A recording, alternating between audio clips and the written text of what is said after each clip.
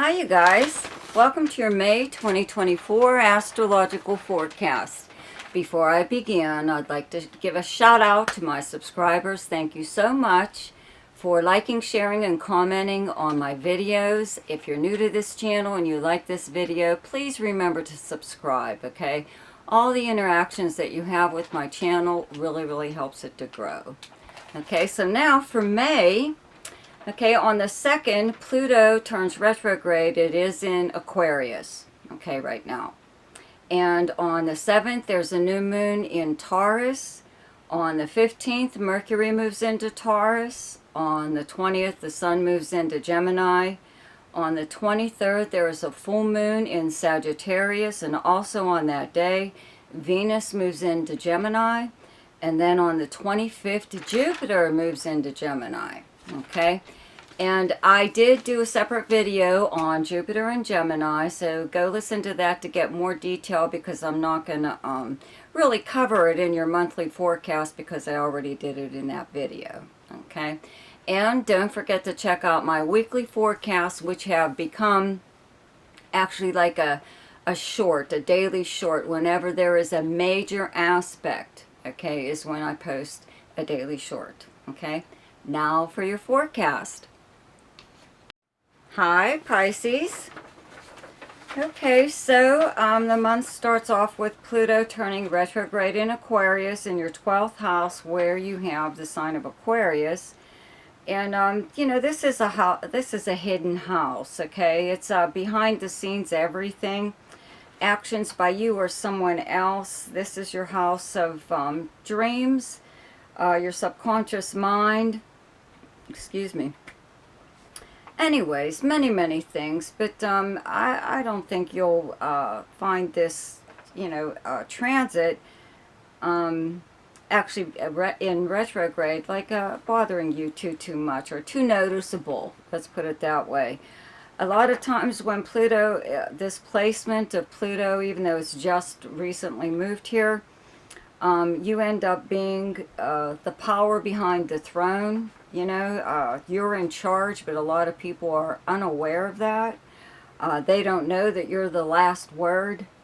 You know, that you, whatever you say goes, and nothing happens until you say it goes. Okay, this is somewhere down the line. Like I said, this planet just moved here, but you could already be sensing that, or be in a position like that, or see where this is going. You know what I mean? Whatever. With this planet being retrograde, it does give you the time to review or take stock of something or other, you know, or just think things over. Okay, the month starts off with Mars in Aries the whole month. Okay, Mars is the natural ruler of Aries, so it does well here. Mercury is in Aries up until the 15th in your second house. That's where you have the sign of Aries. And second house is earned income. Okay, it's your possessions, your investments. It is your valuables, and also your personal values, your sense of self-worth. Also the house of hidden talents. Okay, now the combination of Mercury and Mars together brings out the me factor, with Mercury being the communication and Mars being the ego. Most people, no matter where this is happening in their chart, like to talk about themselves. Okay, and I believe it's very healthy at this time, especially when it's in the second house. Okay, and right now also Saturn and Neptune are in Pisces in your first house. Okay, so you may be having a conversation about money with either your employer or a spouse, or someone that possibly you share a home with, or family or children, anything. But you could be pointing out to people that possibly you're the breadwinner, you know what I mean, in the whole family, or out of the two of you, or whatever, or you've brought more to, excuse me, I just had whatever. Anyways, a bug, okay. You know, you have more control over the financial aspect of not just your life, but possibly your families and everything, and maybe people are unaware of that, so you really have to, you know, speak up on your own behalf and let people know you've done your share, you know, and probably more than others. So whatever. Also, if there is money that's due you, you really go after it now at this time because it's yours. Okay? Also, when it comes to possessions, you know, if someone has something of yours, you want it back, obviously, and you go and get it. Okay? But a lot of times, also having Mars here helps you to create another stream of income. Something on the side, you know, obviously you want to increase your income, but just having Mars here helps you to bring, or at least develop something in some way or other. And sometimes, because this does govern your possessions and your investments, I always point out to people that, you know, this is where collectibles fall. And a lot of times people find out that their, whatever it is that they own, it is very valuable. You know what I mean? You'd be surprised what some people would pay for something that they collect, you know, that you think is just junk, you know, whatever. So it's a good time to look into something like that and perhaps sell them online.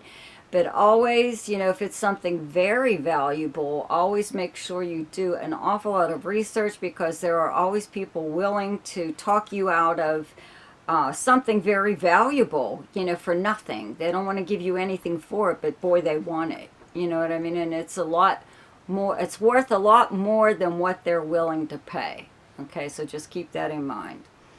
The Sun is in Taurus up until the 20th. Venus is here up until the 23rd. Jupiter up until the 25th. And the planet Uranus is still here.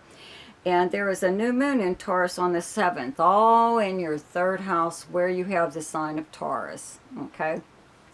Third house is pretty much your everyday life, the people and places you would encounter throughout the normal course of your day, like the grocery store, you know, the post office, the gas station, something or other.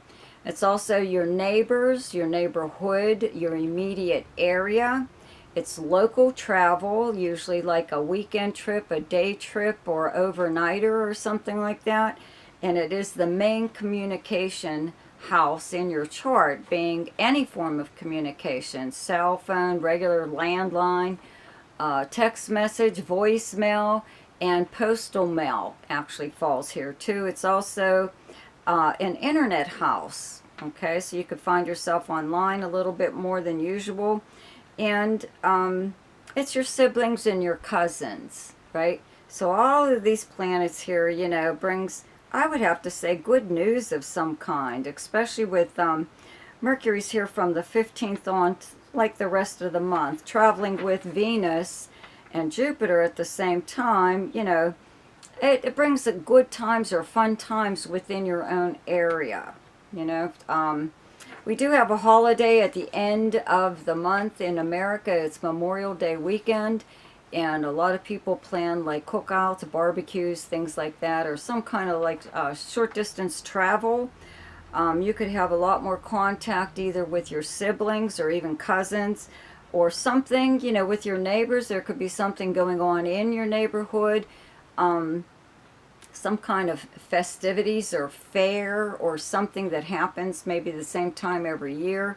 Or it could just be like, again, you know, like contact with like your siblings or cousins for possibly old, it could be old schoolmates, you know, it could be like some kind of class reunion or something coming up, or a picnic of some kind, whatever. But the new moon here brings a new beginning in this area. Okay, so you could have some kind of communication, or a neighbor, you could run into a neighbor, or even find out, like while you're standing in line at the grocery store, you could overhear people talking about something or other, some kind of possibly like a new business or good news or something coming to your neighborhood. Okay, Jupiter is getting ready to leave, and when right before Jupiter leaves one sign and moves into another, sometimes it leaves a really nice little gift, you know, that one last shot at good fortune. okay, before it moves into Gemini. So that's something that could go on here. You know, if I were you, I would enter a local contest, especially like if there's like car dealerships around you. You know how sometimes they give away a car or give away something that's free, and there are legitimate online contests that you can win stuff. Just do your research, okay, before you enter anything. But I would enter a contest if I were you. So then the sun moves into Gemini on the 20th, Venus moves here on the 23rd, and Jupiter moves into Gemini on the 25th, all in your 4th house where you have the sign of Gemini. And this is the house of like your family, your personal life, where you physically live, the property surrounding it, anyone you live with. It's also your past, your childhood, and the very foundation of how you were raised. So sometimes when Jupiter's here, people do move to another home that, you know, that they've had their eye on, like something like an upgrade of some kind, or they upgrade where they currently live, either their home or apartment, something or other. But Jupiter here brings like good fortune in this area. Also your personal life, okay? Also family. You know, you could even be welcoming a new person into your family. Now this could be a new baby, or just like you have a beneficial roommate move in, somebody that's very good for you. You actually become really good friends. Or even, I want to say, someone from your past, okay? Having Jupiter here does sometimes bring someone from your past back into your life, but I believe they were good. They were good for you. They were a good friend.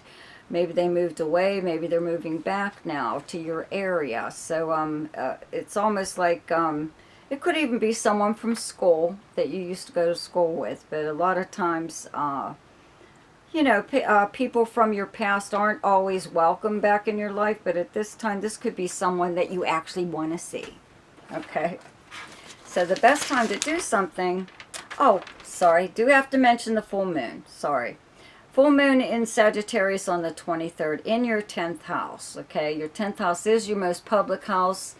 It's how you're known by reputation, professionally and personally. It's directly across from your 4th house of Gemini and your personal life and your family, home life. So I don't feel this is a very big deal because there aren't any planets in Sagittarius right now, just this full moon. And there's all these really nice planets in Gemini. So all it is sometimes, you know, something happens wherever you work, if you do work, okay, that you have to put your personal life on the back burner to take care of something like within your career or your job or something or other. It's not, I don't think it's too much of a big deal. Everybody has to do that at one time or other, okay? Or it could be something about, you know, your reputation or something maybe you've posted on social media. You know, it could be about your personal life or your family or something or your past, you know, and somebody in your family could tell you something just stupid like, you shouldn't post stuff like that. Whatever. Anyways, the best time to do something each month is when the moon is in your own sign, and the moon is in Pisces on the 2nd, 3rd, 4th, 30th, and 31st.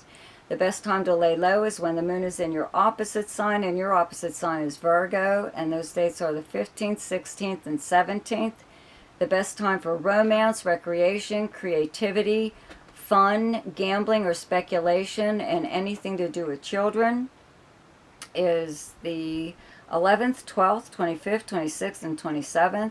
The best time for money is the 4th, 5th, 6th, 18th, 19th, and 20th. The best time for your career is the 23rd, 24th, and 25th. And the best time for communication and travel is the 6th, 7th, 8th, 20th, 21st, and 22nd. So I hope you enjoyed your forecast for May. Be sure to check out my weekly forecasts, which are now daily shorts. See you later. Bye.